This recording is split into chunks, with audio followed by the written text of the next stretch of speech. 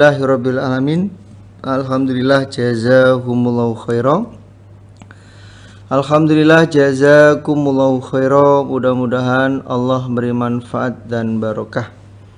Tetap hatinya supaya selalu ditata dengan hati niat mukhlis lillah karena Allah, semata-mata yarjuna rahmatahu wa yakhafuna adzabah. Baik Bapak Ibu, kita lanjutkan pengajian kita Kitabul Haidi, nomor babnya 16, nomor hadisnya 317. A'udzubillahi minasyaitonirrajim. Bismillahirrahmanirrahim. Babu naqdil mar'ati, bab melepasnya perempuan sya'araha pada rambutnya, inda gusli ketika mandi, al-mahidi dari haid. Bab melepasnya perempuan, bab melepasnya perempuan pada rambutnya ketika akan mandi dari haid. Hadasana Ubaid ibnu Ismail qala hadasana Abu Usamah an Hisham an Abi an Aisyah qalat, berkata siapa Aisyah, kharajna keluar kami, muwafina dengan orang-orang yang menetapi, dengan orang-orang yang menetapi lihilali pada tanggal 1 Dzulhijjah, bulan Dzulhijjah. Jadi Aisyah berkata, kami keluar dari Madinah ke Mekah itu pas tanggal 1 Dzulhijjah. Jadi pada waktu Nabi bersama Aisyah dari Madinah menuju Mekah itu pas tanggal 1 Dzulhijjah. Faqala, maka bersabda siapa Rasulullah sallallahu alaihi wasallam, man barang siapa, ahabba yang senang siapa orang, ayuhilla bahwasanya ikhram dia,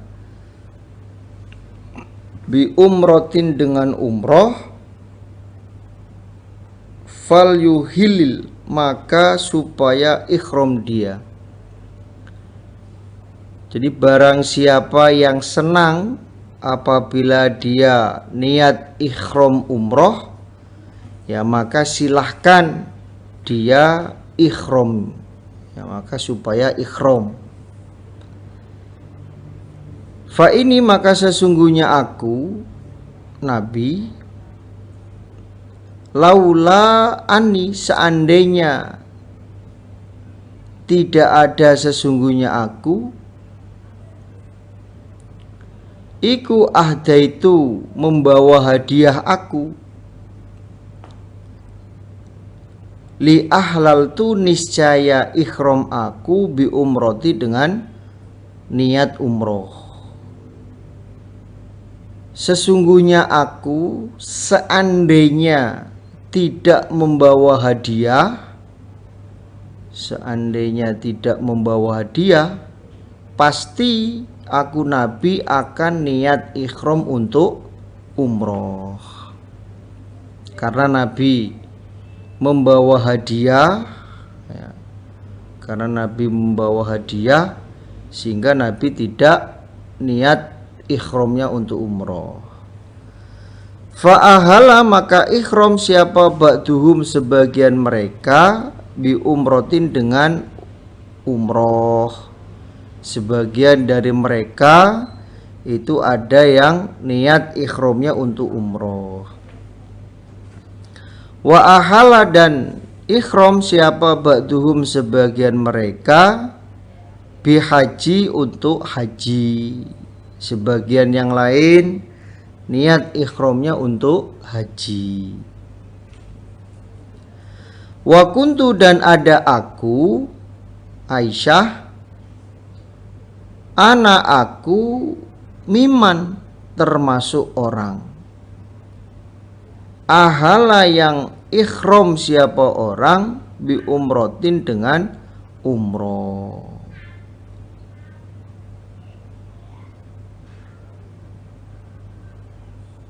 Lah saya Aisyah itu termasuk orang yang ikhramnya itu niatnya umroh.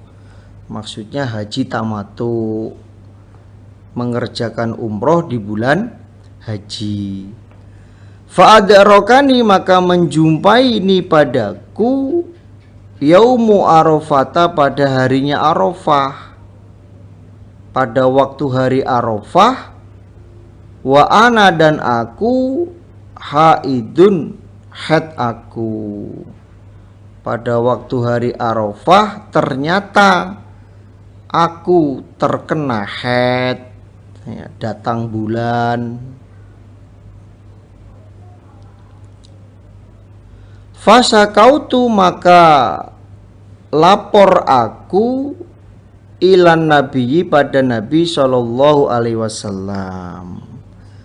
Nabi, saya kan niatnya ikhramnya itu untuk haji tamattu.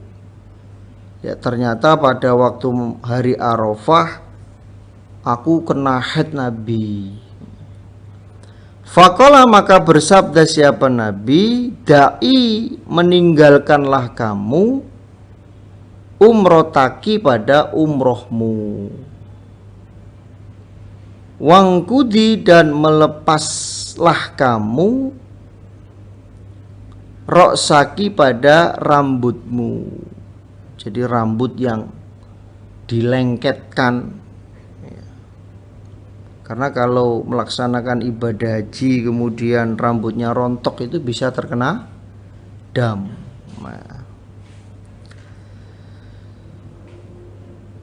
Wamtashiti dan bersisirlah kamu.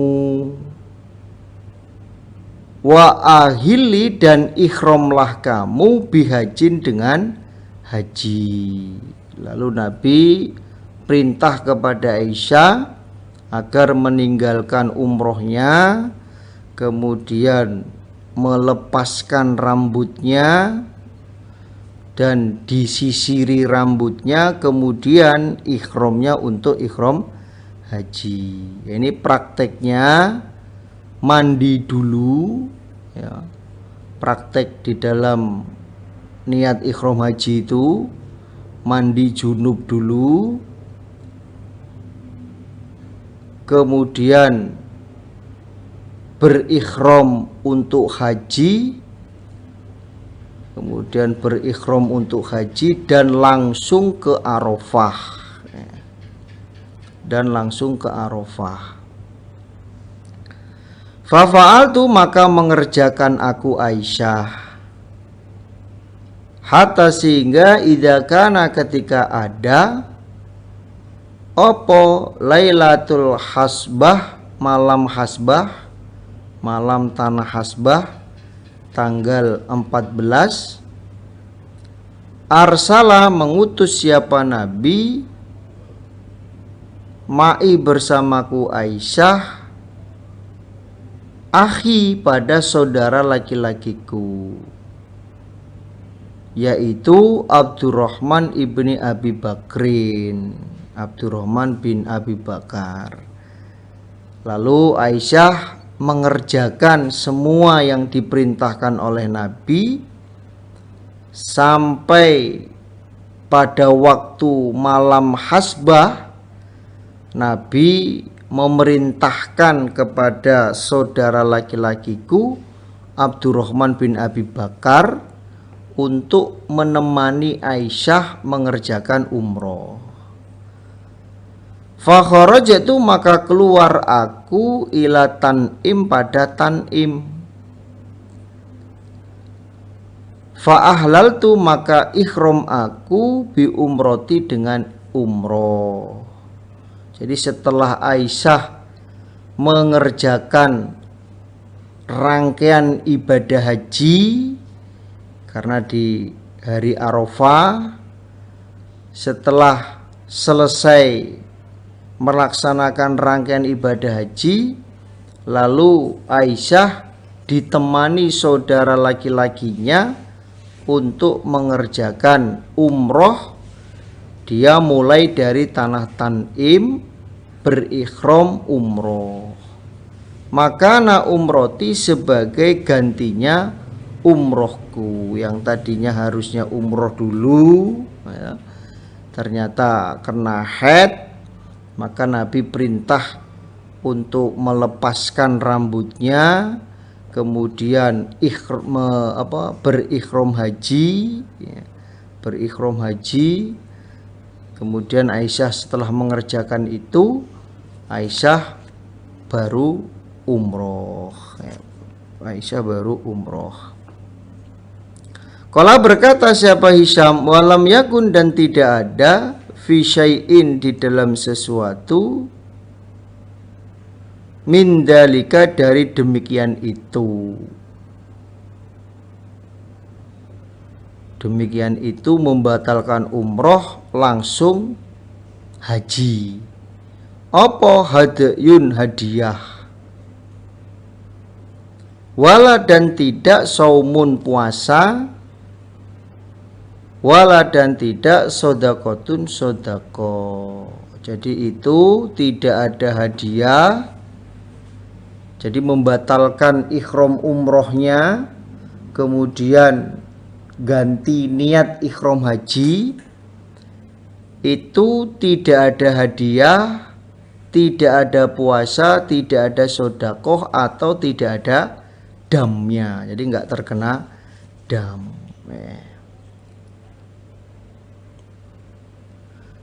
Jadi adanya Imam Bukhari memasukkan bab ini ya, maksudnya kalau perempuan yang hamil mengeluarkan darah itu berarti bukan darah haid ya.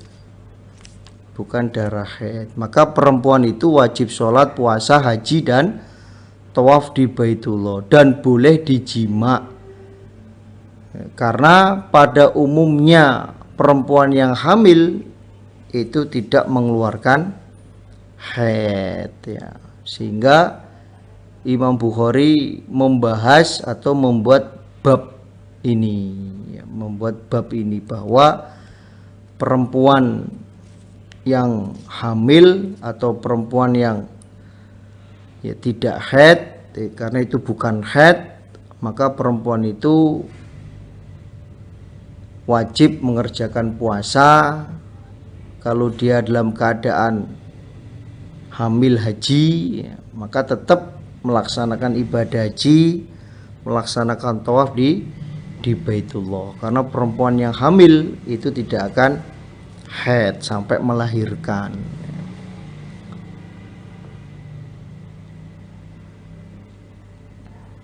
Babu qaulillahi, bab firman Allah, azama mulia, wajala lagi maha agung.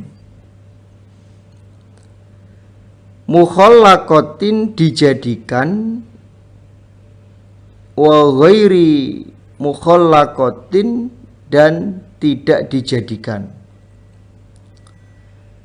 Bab membahas tentang firman Allah surat Haji ayat 5, yaitu dijadikan dan tidak dijadikan. Maksudnya janin yang ada di dalam rahim itu ada yang jadi manusia, ada yang tidak jadi manusia. Jadi ada yang jadi manusia, ada yang tidak jadi. Kalau tidak jadi, ya itu berarti bisa terjadi keguguran, tiba-tiba kandungannya hilang. Nah, ini berarti Allah tidak menjadikan janin itu sampai menjadi manusia. Ada kalanya dalam hadis itu dijelaskan janin yang ada di dalam rahim itu oleh Allah sudah diambil janji. Ketika dia mampu berjanji kepada Allah untuk menetapi kewajibannya sebagai manusia, yaitu ibadah kepada Allah, maka Allah akan menjadikan janin itu menjadi manusia. Namun apabila janin itu tidak mampu diambil janji oleh Allah, maka janin itu akan hilang, keguguran, tiba-tiba keluar. Nah, itu. Jadi manusia sebelum lahir ke dunia sudah diambil janji, yaitu sanggup menetapi kewajibannya sebagai hamba Allah, yaitu beribadah. Kan dalilnya sudah jelas, ya. Wa ma khalaqatul jinna wal insa illa liya'budun. Nah, janjinya Allah kepada manusia itu pada waktu manusia masih dalam rahim itu sudah diambil janjinya. Ketika dia mampu, sanggup untuk menetapi ibadah setelah dia lahir, maka Allah menjadikan dia sebagai manusia. Lahirlah dia di dunia. Tapi kalau janin itu tidak mampu, tidak sanggup untuk menetapi janjinya Allah, maka Allah tidak akan menjadikan janin itu menjadi manusia. Yaitu tadi bisa keguguran, tiba-tiba janinnya hilang, atau mungkin mengandungnya di luar rahim. Nah, itu. Hadatsana Musaddadun qala hadatsana Hamad an Ubaidillah bin Abi Bakar an Anas bin Malik an Nabi sallallahu alaihi wasallam qala, bersabda siapa Nabi, Innallaha, sesungguhnya Allah,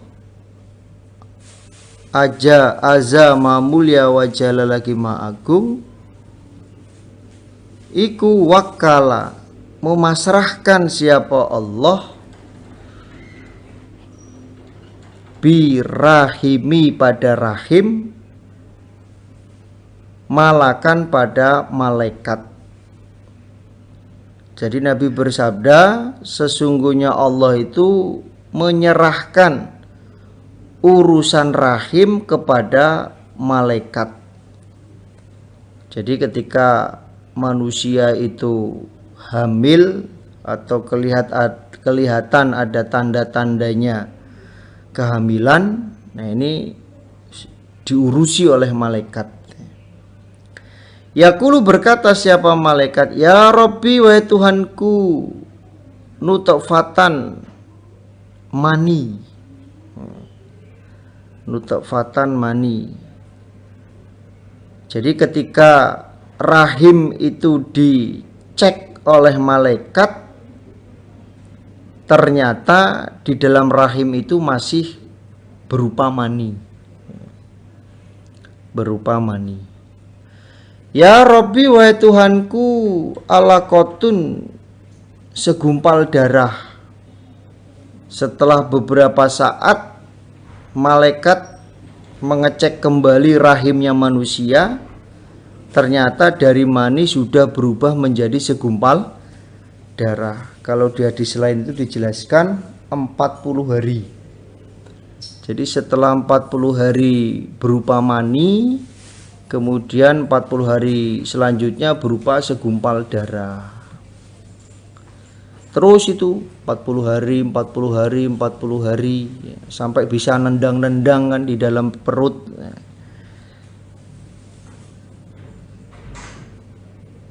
Ya Rabbi, wahai Tuhanku, mudghotun, segumpal daging, sudah menjadi segumpal daging. Begitu terus, ya, sudah menjumpai segumpal daging. Kemudian 40 hari lagi Allah sudah memberikan anggota badannya, ya, telinga, mata, semua 40 hari terus berjalan. Akhirnya sampai Allah memberikan nyawa, ya, dan akhirnya janin tadi lahir ke dunia. Faida aroda, maka ketika menghendaki siapa Allah, dia bahwa menjadikan siapa Allah, khalqahu, pada ciptaannya. Ketika Allah menghendaki janin itu menjadi ciptaannya Allah, maksudnya menjadi manusia, qala berkata siapa malaikat, adzakarun, adakah laki-laki, am ataukah unsa perempuan? Ya Allah, apakah engkau menjadikan manusia ini laki-laki ataukah perempuan? Sakiyun, apakah orang yang celaka, am saidun, atau orang yang beruntung? Apakah engkau menjadikan janin yang menjadi manusia itu menjadi orang yang celaka atau menjadi orang yang beruntung? Fama, maka apakah arisku, rizkinya, wal ajalu, dan ajalnya? Apakah engkau memberikan rizki, sampai kapan, dan ajalnya kapan? Semuanya itu fayuktabu, maka ditulis apa semuanya, laki-laki, perempuan, celaka atau beruntung, rezekinya dan ajalnya, itu semuanya ditulis oleh Allah fi batni ummihi, di dalam perut ibunya, di dalam perut ibunya. Jadi ketika janin masih di dalam perut ibunya, itu Allah sudah menentukan, Allah sudah menentukan rezekinya, ajalnya, ya, sudah menentukan celakanya, beruntungnya, atau sudah menentukan qadarnya ketika bayi itu masih berada di dalam perutnya. Jadi ketika Allah sudah menentukan yang berada di rahim itu menjadi makhluk atau menjadi manusia, ya, maka Allah akan menjadikan semua itu, ya, maka Allah akan menjadikan semuanya itu, termasuk qadar-qadarnya, termasuk qadar-qadarnya, rezekinya, ajalnya, itu semua sudah ditentukan oleh Allah pada saat janin itu atau bayi itu masih berada di dalam perutnya ibu. Ketika keluar, itu semua sudah berjalan qadarnya, rezekinya, ya, ajalnya itu sudah berjalan ketika bayi itu sudah keluar dari rahim ibunya. Itu makanya tadi sudah saya jelaskan bahwa ketika bayi atau janin masih di dalam kandungan ibunya, Allah itu sudah mengambil janji kesanggupan manusia untuk ibadah kepada Allah. Kalau dia sanggup, maka dia akan keluar dengan wujud yang sempurna, itu, dengan wujud yang sempurna. Tapi kalau dia tidak sanggup untuk menetapi ibadah kepada Allah ketika lahir di dunia, ya maka bisa terjadi keguguran, hilang kandungannya, atau mungkin keluar dalam keadaan tidak sempurna, keluar lahir di dunia dalam keadaan tidak sempurna. Karena semuanya itu fayuktabu fi batni ummi, ya. Semuanya sudah ditentukan, semuanya sudah dikodar si jabang bayi itu ketika masih berada di dalam perutnya ibunya. Ya, berarti kalau kita menetapi jamaah, menetapi Quran hadis yang berbentuk jamaah, ini berarti kita sewaktu di kandungan orang tua kita, ini kita sanggup untuk menetapi agama Allah, ibadah kepada Allah, sehingga Allah memberikan hidayah, sehingga Allah menunjukkan jalan yang benar untuk menuju surga dengan cara menetapi Quran hadis yang berbentuk jamaah. Alhamdulillah, jazakumullahu khaira. Mudah-mudahan Allah memberi manfaat dan barokah. Insya Allah itu yang bisa saya sampaikan dari awal sampai akhir. Apabila ada kata yang kurang pas, saya mohon maaf sebesar-besarnya. Akhir kalam, wassalamualaikum warahmatullahi wabarakatuh.